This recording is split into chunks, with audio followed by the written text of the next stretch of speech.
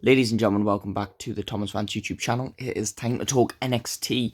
Now, first thing I want to talk about, let's talk about the NXT Women's North American Championship picture. That's a mouthful, but it is what it is. Last week, Tatum Paxley got a pin over Izzy Dame in a massive mixed tag team match. So, what she said to Izzy Dame, who's currently her mentor, who brought her into the culling, was that she thought she could take on Sol Ruka.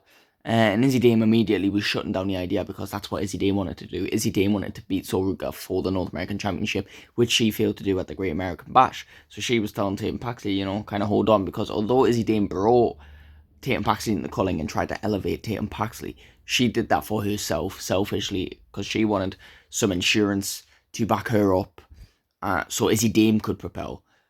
She didn't want Tatum Paxley to achieve what she couldn't. That's when Sean Spears and Nico Vance came over and said, Tatum, we're proud of you, so we spoke to you and we got you a title shot. Immediately, Izzy was jealous. Like, she didn't say anything, but you could see it in her face. She was jealous because she brought Tatum Paxley to the culling, and now the culling are favouring her over Izzy Dame.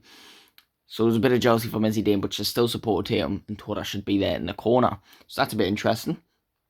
As for the Men's North American Championship, I mean, that was in the main event. We had Santino Marella wrestle, which it was an honour to see Santino Marella wrestle for the first time since 2014. It's crazy, and he's still got it. I don't know if he's been wrestling over in TNA or in other companies. I know he's playing, obviously, the Director of Authority role, but I don't know if he's doing much wrestling. If he isn't, that was great. If he is, fair enough.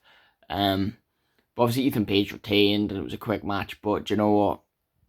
Santino Marella was amazing. I loved watching him when I was a kid. So that was honestly fantastic to see that happen. There was a few non-title things, like Tavion Heights finally beat Charlie Dempsey to leave the no quarter catch crew,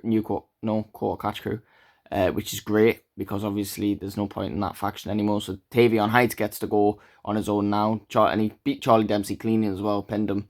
And speaking of former known quarter catch crew members, Miles Bourne obviously has this feud going on with Lexis King, so he had a sit-down interview with Vic Joseph explaining how he went deaf, and obviously his childbirth story, how he nearly died and stuff like that. It was quite a touching story, and then he just explained how Lexis King is like everyone else who basically is a hater, and he's going to prove him wrong, and that's when Lexis, went into Ava's office after that video played and called it bullshit and whatever. So he's probably going to have a match with Miles Bourne at one point. I mean, yeah, pretty fair. The feuds are actually alright, to be fair. I mean, the tag team title division, which has been pretty dead. The culling, I think, are not going after it anymore, which is a shame. I feel like they should. I feel like they're culling on next tag team champions. And instead, Chase U are going after it. Who actually need to start having matches because they're just having backstage segments here and there. And they wanted to attack Hank and Tank with chairs despite both being faces, but because they believed that attacking the champions leads to a title shot down the line, which to be fair, it literally does. But they ended up not doing it, and Hank and Tank said they'd just give them a title shot anyway. So that's happening at some point, which is fair. I mean, there's no major storylines going on, just defend the titles, Hank and Tank haven't been great tag team champions, but they've not been the worst either, so keep it going for now, why not? Another interesting thing, obviously the D'Angelo family story ended, that was it, but they all had Easter eggs and segments throughout the night. For example, Luca Crucifino appeared after Izzy Dame in the Culling's little moment.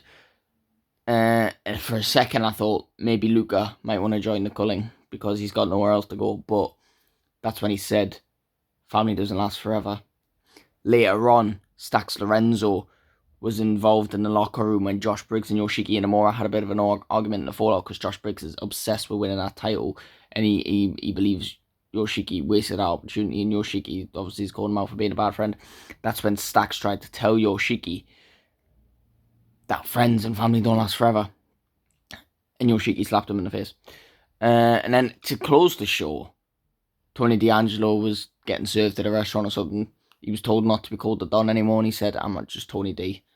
And then someone appeared over him like a shadow, and we don't know what that is, but that'll prove it next week. And funny enough, he was the only one that said family doesn't, he's the only one that didn't say family doesn't last forever, and that's probably because he won.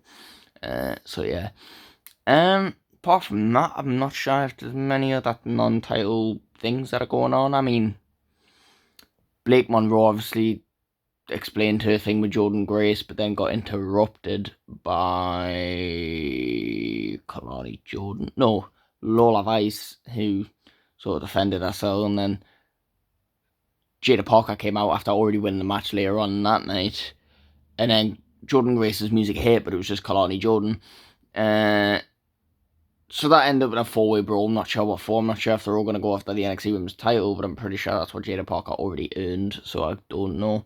But maybe it's just to highlight that the women's division is still on top. Who knows? But as for the women's NXT Championship, I mean, obviously tonight, Jada Parker beat Jasmine Nix, and then Lash Legend was to take on Fallon Henley, but Nia Jax got involved and cost Lash Legend, so obviously they want big woman Lash Legend to take on big woman Nia Jax.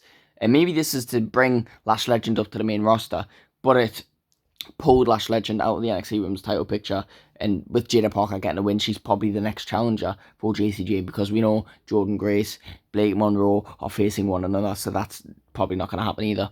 And finally, the NXT title picture. I mean, this is played throughout the whole show. Last week, at the end of the show, Undertaker told Javon Evans to aim high, aim for the main guy.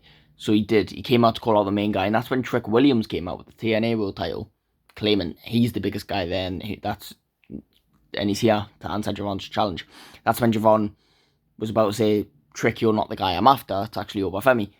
Wes Lee and High Rise came out to back Trick Williams, as that have been the last few weeks, because they're his friends and whatever. But Javon, before he'd been out there, had called out Wesley and the High Rise for not backing Trick last week against The Undertaker. So that's why they came out to defend Javon Evans. And then the four of them beat Javon Evans up, and it led to a match later on the night where Javon Evans literally took on Wesley, took out High Rise, and an amazing match of the night, by the way. Match of the week. Better than any match on Monday Night Raw. And the best match on NXT. He hits that big cutter. It was beautiful. Javon Evans was great in the ring. So he won. So he had a bit of a face-off with TNA World Champion Trick Williams and NXT Champion Obafemi, which, have you noticed something? That was the main event of Stand and Deliver. We're probably going to get a Stand and Deliver rematch, which is crazy. But again, I want to see Trick Williams, Javon Evans, one-on-one for the TNA World title. I want to see Javon Evans, Obafemi, one-on-one for the NXT title. And then maybe the triple threat match. Then maybe even Trick Williams, Obafemi, unification, because the women did the unification, or the men can do the unification. Also remembering the face-off that Trick and Oba had last week as well. I don't just want to see triple threat. I want to see all of them face off individually, then maybe get a triple threat match. Because we've seen a triple threat match before. I feel like there's some singles matches to be seen there, but it is what it is. That was a pretty decent episode of NXT, I won't even lie. But yeah, thank you all so much for watching. Please like and subscribe, and I will see you in the next one. Goodbye.